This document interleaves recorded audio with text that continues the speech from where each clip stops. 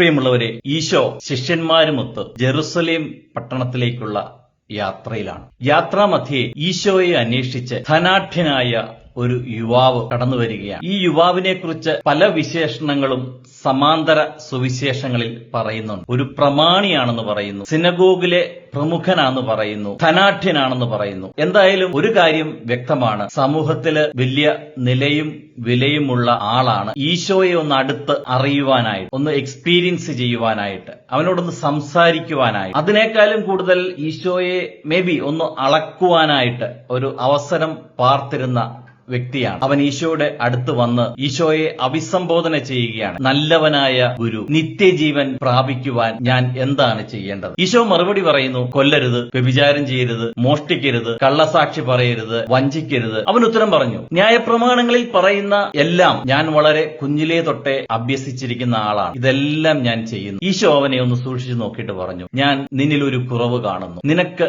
ഉള്ളതെല്ലാം വിറ്റ് ദരിദ്രർക്ക് കൊടുക്കുക, എന്നിട്ട് നീ എന്നെ വന്ന് അനുഗമി. ഇത് കേട്ടപ്പോൾ ആ യുവാവിന്റെ മുഖം മ്ലാനമായി, അവൻ ഒത്തിരിയേറെ വിഷമിച്ച് തിരിച്ചു നടക്കുന്നതായിട്ടാണ് ചില സുവിശേഷങ്ങളിൽ രേഖപ്പെടുത്തിയിരിക്കുന്നത്. യഹൂദ പാരമ്പര്യപ്രകാരം സ്വത്തുക്കൾ ആർജിക്കുക, ധനവാനാകുക എന്നൊക്കെ പറയുന്നത് മറ്റേത് പാരമ്പര്യങ്ങളിലെ പോലെ തന്നെ ദൈവ അനുഗ്രഹത്തിന്റെ ലക്ഷണമാണ്. എന്നാൽ ഈശോ ഈ വ്യക്തിയോട് വളരെ സ്പഷ്ടമായിട്ട് പറയുന്നു, ദൈവരാജ്യത്തിൽ പ്രവേശിക്കുവാൻ ആഗ്രഹമുണ്ടെങ്കിൽ, എന്നെ അനുഗമിക്കണമെന്ന് ഉണ്ടെങ്കിൽ നീ നിന്റെ സ്ഥാവര ജംഗമ സ്വത്തുക്കളെ ഉപേക്ഷിക്കണം. എന്താണ് ഇതിന്റെ അർത്ഥം? ന്യായപ്രമാണങ്ങളില് 1ഉം 2ഉം പ്രമാണം എന്താണ്? നിന്റെ ദൈവമായ കർത്താവിനെ പൂർണ്ണ ഹൃദയത്തോടും പൂർണ്ണ മനസ്സോടും സർവശക്തിയോടും കൂടെ സ്നേഹിക്കുക. 2ാമത്തെ കൽപ്പന അതുപോലെ തന്നെ പ്രധാനപ്പെട്ടതാണ്, നിന്നെപ്പോലെ തന്നെ നിന്റെ അയൽക്കാരനെയും സ്നേഹിക്കുക. ഈ സ്നേഹിക്കുക, പൂർണ്ണ ഹൃദയത്തോട്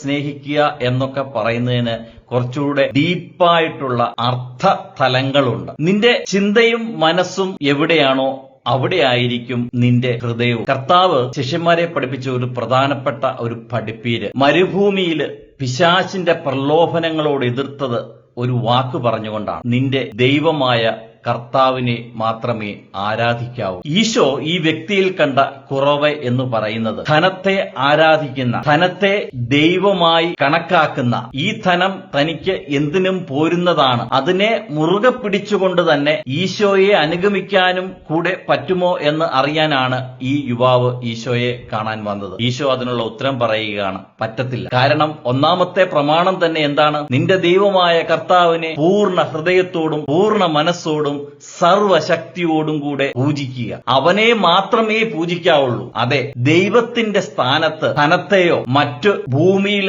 നമ്മുടെ മനസ്സിനെ കീഴ്പ്പെടുത്തുന്ന തരത്തിലുള്ള പ്രലോഭക വസ്തുക്കളെയോ അധികാരത്തെയോ മറ്റുള്ള പ്ലഷേഴ്സിനെയോ നമ്മുടെ ഹൃദയത്തിൽ സ്ഥാപിക്കുകയാണെങ്കിൽ, അതിൽ ആശ്രയിക്കുകയാണെങ്കിൽ, അതിലൂടെ എന്റെ ജീവിതകാലം ഞാൻ മുമ്പോട്ട് കൊണ്ടുപോകും എന്ന് മനസ്ഥിതി വെക്കുകയാണെങ്കിൽ നിങ്ങൾക്ക് ദൈവരാജ്യത്തിൽ ഒന്നും തന്നെ പ്രതീക്ഷിക്കുവാൻ ഇല്ല എന്നുള്ളതാണ്. ആത്മാവിൽ ദാരിദ്ര്യമില്ല.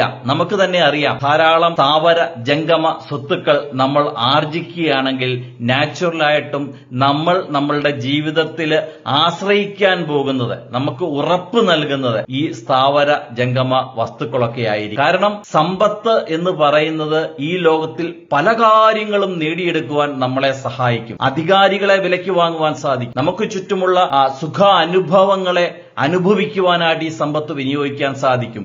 മനുഷ്യന്റെ ഉള്ളിലെ സരള വികാരങ്ങളെയൊക്കെ അങ്ങ് പ്രചോദിപ്പിച്ചുകൊണ്ട് ഈ ജീവിതം ഒരു ആഘോഷമാക്കി മാറ്റണമെന്നുണ്ടെങ്കിൽ ധാരാളമായ സമ്പത്ത് വേണം എന്നുള്ള ചിന്തയൊക്കെ നമ്മുടെ മനസ്സിൽ ഉണ്ടായിക്കൊണ്ടേയിരിക്കുന്നു.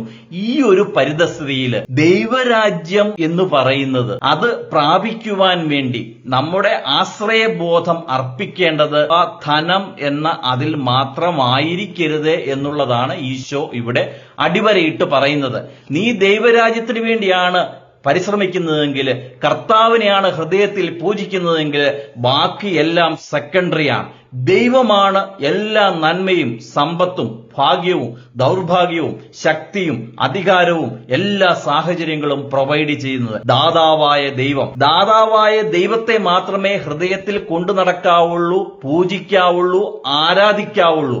അങ്ങനെ നീ ചെയ്യുമ്പോൾ നിന്റെ അടുത്ത് നിൽക്കുന്ന സഹോദരന്റെ വിഷമങ്ങൾ മനസ്സിലാക്കുവാനും അവനോട് നീതി പുലർത്തുവാനും പരസ്പരം ഷെയർ ചെയ്യുവാൻ നൽകിയ ഈ സുഖ സമ്പത്തുക്കൾ എല്ലാം ദൈവത്തിന് ഇഷ്ടമുള്ള രീതിയിൽ വിനിയോഗിക്കുവാൻ സാധിക്കും. കായേൻ ഈശോയോട് ചോദിക്കുന്നുണ്ട്, എന്റെ സഹോദരന്റെ കാവൽക്കാരനാണോ ഞാൻ എന്ന് പറഞ്ഞതിനൊക്കെയുള്ള ഒരു ചോദ്യം നമ്മുടെ ജീവിതം കൊണ്ട് നമ്മൾ ചോദിക്കരുത്. ദൈവം എന്ത് നമുക്ക് നൽകിയിട്ടുണ്ടോ അത് ദൈവികമായ രീതിയിൽ, മാന്യമായ രീതിയിൽ സഹോദരങ്ങളെ കണ്ടുകൊണ്ട് ആർദ്രത കാണിക്കേണ്ടവരോട് കാണിച്ചുകൊണ്ട് നമ്മളുടെ ജീവിതം മുമ്പോട്ട് നയിക്കുമ്പോഴാണ് ദൈവത്തിന്റെ നിയമങ്ങളെയും പ്രമാണങ്ങളെയും അനുസരിക്കുന്ന നല്ല മക്കളായിട്ട് നമ്മൾ മാറുന്നത്. ഈ ധനികനായ യുവാവ് വേറെ ഒരു തെറ്റും ചെയ്തിട്ടില്ല. അവൻ വളരെ കുഞ്ഞിലേ തൊട്ടേ ദൈവപ്രമാണങ്ങളെയും ഉത്തമ മാതൃകയുള്ള ഭൂതനായിട്ടാണ് വളർന്നത്. പക്ഷേ കർത്താവ് അവനെ പൊളിച്ച് അടുക്കുകയാണ്. മനുഷ്യ ഹൃദയങ്ങളിൽ ജീവിക്കേണ്ടത് ദൈവത്തിന്റെ ആത്മാവാണ്. ദൈവമായിരിക്കണം നിന്നെ ഭരിക്കേണ്ടത്. എമ്മാനുവേൽ, ദൈവം നമ്മോട് കൂടെ. ദൈവപ്രമാണങ്ങളെക്കുറിച്ച് ചിന്തിച്ചുകൊണ്ട് ദൈവസ്നേഹത്തിൽ വർത്തിച്ചുകൊണ്ട് നല്ല സമറായനെ പോലെ മറ്റുള്ളവരെ ശുശ്രൂഷിക്കുവാനും അവർക്ക് വേണ്ട കാര്യങ്ങൾ ചെയ്തു കൊടുക്കുവാനും നീ തയ്യാറാകുമ്പോഴാണ് നീ ഒരു നല്ല അയൽക്കാരനാകുന്നത്. ഇന്നത്തെ സുവിശേഷത്തിന്റെ പ്രധാനമായിട്ടുള്ള ഒരു സന്ദേശം ഇത് തന്നെയാണ്. 2 വള്ളങ്ങളിലൂടെ കാല് ചവിട്ടി നീ മുമ്പോട്ട് പോകുവാൻ ശ്രമിച്ചു കഴിഞ്ഞാൽ അത് അസാധ്യമാണ് എന്നുള്ള കാര്യവും ഈശോ ഇവിടെ ഓർമ്മിപ്പിക്കുന്നുണ്ട്. നല്ല ഈശോയെ, നമുക്ക് പ്രാർത്ഥിക്കാം. ഈശോയെ, ഞങ്ങളെ തന്നെ നീതിമാന്മാരെന്നും ഞായറാഴ്ച പള്ളിയിൽ പോകാറുള്ളവരെന്നും ദൈവത്തിന് ദശാംശം കൊടുക്കുന്നവരെന്നും ഒക്കെ ചാരിതാർത്ഥ്യമടയുന്ന നിമിഷങ്ങളുണ്ട് കർത്താവേ. ഒരു സെൽഫ് കോംപ്ലാസൻസി തന്നെയാണ് ഈശോയെ. നീ ഞങ്ങളുടെ ഹൃദയങ്ങൾ കാണുന്നല്ലോ. ആ ഹൃദയത്തിൽ കൂടുതൽ സമയവും ആരെക്കുറിച്ചാണ് ഞങ്ങൾ ചിന്തിക്കുന്നത്?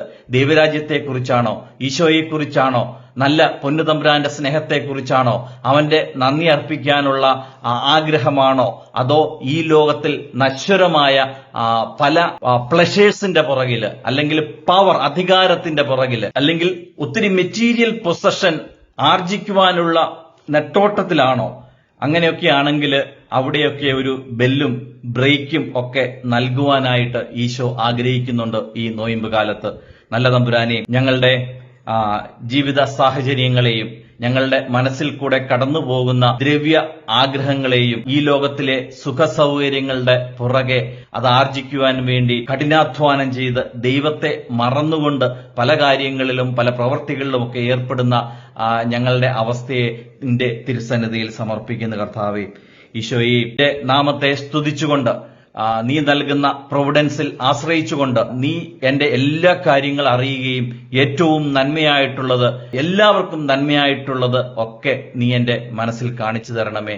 നിന്റെ പരിശുദ്ധാത്മാവിനെ അയച്ച് ക്ലീൻ ചെയ്യുവാനുള്ള ഏരിയാസിലെല്ലാം ഈശോയെ ഒരു വെളിച്ചം വീശി കാണിച്ചു നൽകണമേ കർത്താവേ. ഒരുപക്ഷെ പല മേഖലകളിൽ നിന്നും മുക്തി നേടുവാനായിട്ട് ഞങ്ങളിൽ തന്നെ സാധിക്കത്തില്ലായിരിക്കാം. അങ്ങനെയെങ്കിൽ രക്ഷ പ്രാപിക്കുവാൻ ആർക്ക് സാധിക്കുമെന്ന് ശിഷ്യന്മാര് ചോദിച്ചപ്പോൾ ഈശോയെ നീ പറഞ്ഞുവല്ലോ, മനുഷ്യന് അസാധ്യമായത് ദൈവത്തിന് സാധ്യമാണ് എന്നുള്ളത്. അതേ കർത്താവേ, നിന്നെ ആരാധിച്ചു കഴിഞ്ഞാൽ ഞങ്ങൾക്ക് വലിയ കൃപയും പരിശുദ്ധാത്മാവിലുള്ള ആനന്ദവും വലിയ പ്രത്യാശയും നിത്യ ജീവിതത്തിലേക്കുള്ള മോക്ഷവാതിലുമെല്ലാം നീ തുറന്നു തരുമെന്ന് ഞങ്ങൾക്കറിയാം കർത്താവേ. നിന്റെ കൃപയിൽ ഞങ്ങൾ ആശ്രയിക്കുന്നു, നിന്റെ ശക്തിയിൽ ഞങ്ങൾ ആശ്രയിക്കുന്നു കർത്താവേ. ദൈവമേ, ഞങ്ങളുടെ ജീവിതങ്ങളെ അങ്ങയുടെ വഴികളിലൂടെ നടത്തണമേ എന്ന് മുട്ടിപ്പായിട്ട് യാചിക്കുന്നു. നന്ദി ദൈവമേ. ഹല്ലേലൂയ. ഈശോയെ നന്ദി. Thank you.